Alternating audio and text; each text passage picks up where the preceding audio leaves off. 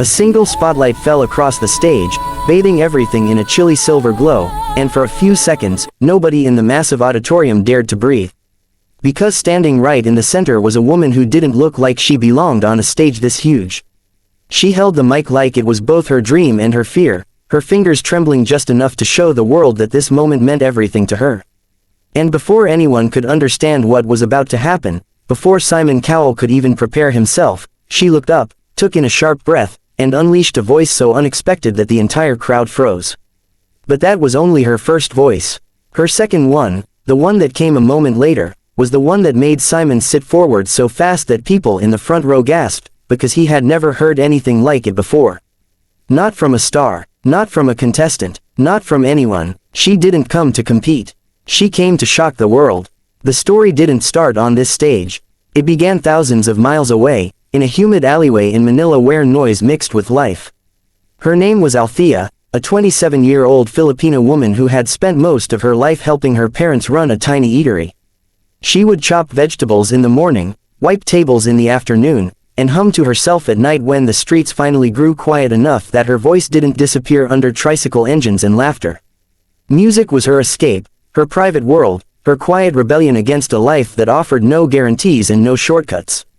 But for a long time, she believed her dreams were too big for someone living in a place where dreams cost money. Her mother used to tell her that some voices are born for the world, not for small rooms. But Althea never believed she was one of those people. She felt ordinary, invisible, forgettable. Until the day a tourist recorded her singing to herself behind the counter and posted it online with a caption that said, "This girl has two voices and both of them are unreal." The video didn't go viral, not at first. But it reached the right person at the right time. An old producer in Los Angeles, someone who had worked with singers across the globe, heard it and sent her a message that said she needed to audition for America's Got Talent. She almost deleted the message. She almost pretended she never saw it. But her father, who had barely spoken since his stroke months earlier, squeezed her hand and whispered, "Just go." And that was enough to send her on the biggest journey of her life. Her flight to America was her first time in an airplane. Her first time leaving her country. Her first time imagining that maybe, just maybe, she was allowed to dream too. When she landed, she had only one suitcase, the dress she wore on stage, and a voice that she hoped would be enough. But standing behind the AGT curtain, hearing host after host announce acts who seemed bigger and brighter than her, she felt her courage cracking. She almost walked away. She almost let fear win. Until she remembered something her mother told her when she was young.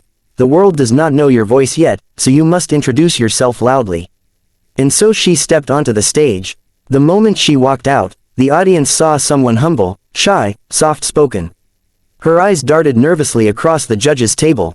Simon leaned back in his chair, studying her with that unreadable expression that made contestants either crumble or rise. Heidi smiled warmly. Sophia nodded encouragingly. Howie adjusted his microphone, waiting. When they asked her what she would be performing, she whispered the song title so quietly the mic almost didn't catch it. When they asked what brought her here, she said simply, "I want to show the world what I can do." It wasn't cocky. It wasn't dramatic. It was the kind of answer that came from someone who had never been given a chance before. And then the music started. The first note out of her mouth was so pure, so delicate, so emotionally raw that a gasp rippled through the auditorium. People expected her to be good. Nobody expected her to sound like this. Her tone carried the softness of old soul singers, the smooth warmth of R&B artists, and the emotional tremble of someone who has lived through struggle after struggle but still dared to hope. Her first voice was breathtaking. But then she did something that made Simon's eyebrows shoot up. She switched. Without warning, her voice flipped into a second tone, deeper, fuller, more powerful, commanding the entire room like an entirely different person had taken over her body. It wasn't a gimmick. It wasn't imitation. It was mastery. She had two distinct vocal identities, each stunning in its own way, each controlled with perfect precision, each capable of pulling the audience into a different emotional world. The crowd roared. Then she switched again, soft to strong, high to low, delicate to bold, weaving both voices through every line like a conversation between two souls. Her breath control was flawless. Her power was shocking. Her transitions were so smooth that people couldn't even process what they were hearing fast enough. The judges stared, their mouths open, their hands hovering near their buzzers not to press them but because they forgot they even existed. Midway through the performance, she reached a note so impossibly high that the room erupted. And then she plunged into a lower register so rich that people stood up without realizing they did. This wasn't just singing. This was a revelation. By the time she reached the final chorus, the audience was no longer reacting to a singer. They were reacting to a phenomenon. And as the last note faded, something happened that almost never happens on AGT. Silence. A full, stunned silence. Then, in an instant, the loudest standing ovation of the night. People screamed, people cheered, people waved their hands and jumped. The judges rose to their feet, clapping in disbelief. Even the backstage crew peeked out just to see the woman who had just turned the entire auditorium into chaos. Simon leaned into his mic, eyes wide, jaw clenched like he was trying to process what he just witnessed. He said he had been judging talent shows for many years, and he had never, not once, heard a voice switch executed with such clarity, such emotion, and such technical skill. He said he didn't know who taught her, who trained her, or where she came from, but he believed the world was about to know her name. The other judges agreed, praising her versatility, her control, her storytelling, her presence. But Simon wasn't done. He looked at her, leaned back in his chair, and asked her something nobody expected. "Do you know you're not supposed to be able to sing like that?" The audience laughed, but he wasn't joking. He said her talent didn't make sense.